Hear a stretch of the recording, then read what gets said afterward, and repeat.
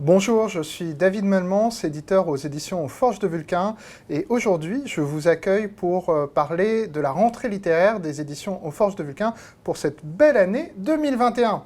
Comme chaque année, les éditions aux Forges de Vulcain vous proposent un roman de littérature française et un roman de littérature étrangère. Je vais d'abord vous parler du roman de littérature étrangère. Cette année, c'est un nouveau roman, un inédit, de Luke Reinhardt. Ce nouveau roman, c'est Vent blanc, noir cavalier. Luke Reinhardt, c'est un auteur que vous connaissez sans doute grâce à L'Homme D, succès international depuis 1971, qui a raconté l'histoire de cet homme qui confie sa vie à des dés.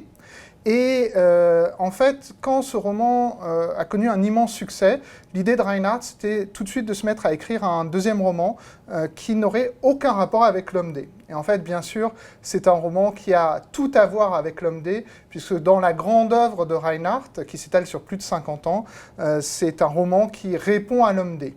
Alors, c'est l'histoire d'une... On est au début du XVIIIe siècle, dans un Japon médiéval, et un moine est en pèlerinage dans une montagne enneigée. Il sort du temple où il est en pèlerinage et il trouve dans la neige une jeune femme évanouie.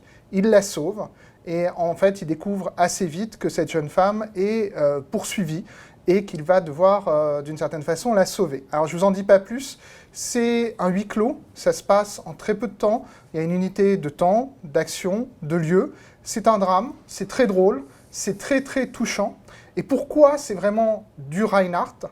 Parce que, en fait, ce qu'il y avait dans L'Homme D, en grande partie, c'est une réflexion sur le détachement, sur le fait que le bonheur, ça passe par la joie du détachement, le fait d'arrêter de croire qu'on contrôle ce qui nous arrive. Donc les dés, c'était un moyen de dire « je ne contrôle rien du tout, je m'illusionne sur mon moi ».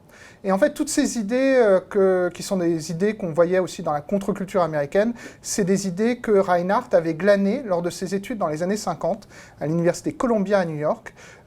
Et c'est des idées qui sont empruntées au zen, ce courant bouddhiste japonais.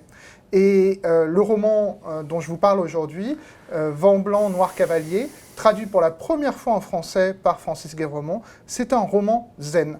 C'est un drame, c'est lyrique, c'est épique, c'est drôle, c'est un hommage aux Sept Samouraïs, le grand film d'Akira Kurosawa, et c'est extrêmement touchant.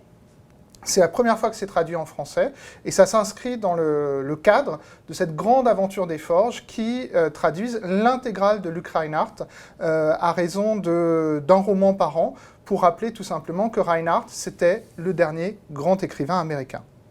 Et c'était donc la rentrée littéraire étrangère des éditions aux Forges de Vulcain. Ça sort le premier vendredi de septembre. Et maintenant, on va parler de notre rentrée française, ou francophone plutôt, avec Badroul Boudour, de Jean-Baptiste de Froment. Jean-Baptiste, je me tourne vers toi. Comment vas-tu, Jean-Baptiste ? Ça va très bien, David, et toi ? Ça va, ça va.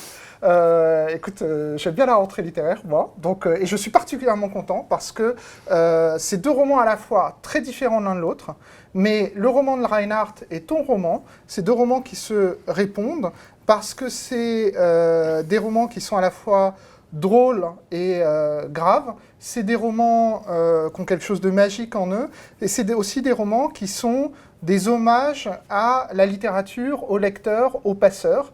Chez Reinhardt, il y a un hommage à la littérature et au cinéma japonais et à la philosophie japonaise. Et chez toi, on va parler, entre autres, du monde arabe. Mais on va en parler à travers une histoire qui est une sorte de fable comique.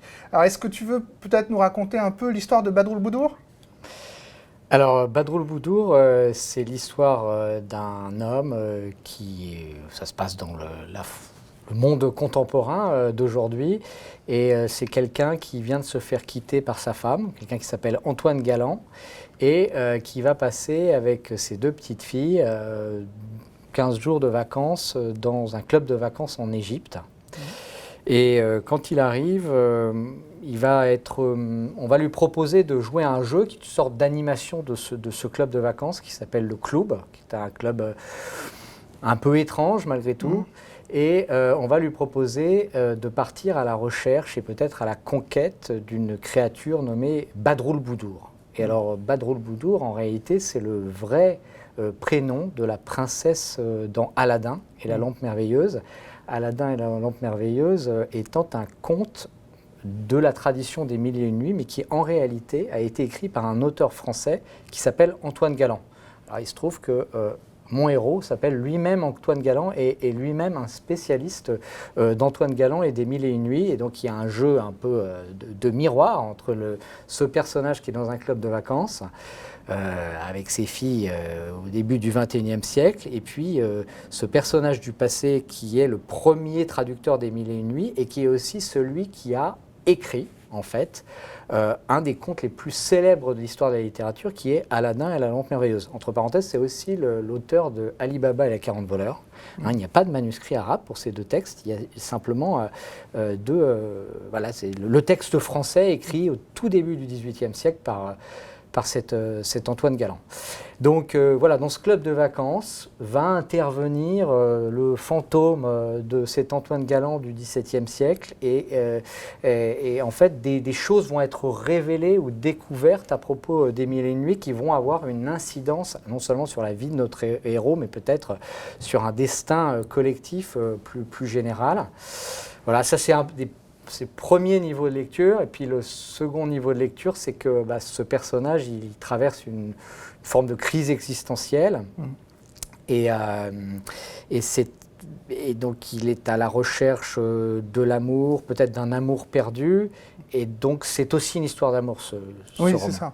C'est-à-dire que quand on rentre dedans, c'est une histoire d'amour au sens où c'est vraiment un personnage qui est à la quarantaine, qui est en rupture amoureuse, qui est un peu paumé dans sa vie à certains aspects, et il va en fait s'agripper à ce truc un peu magique de Badroul Boudour, ce qui fait que c'est un roman d'amour.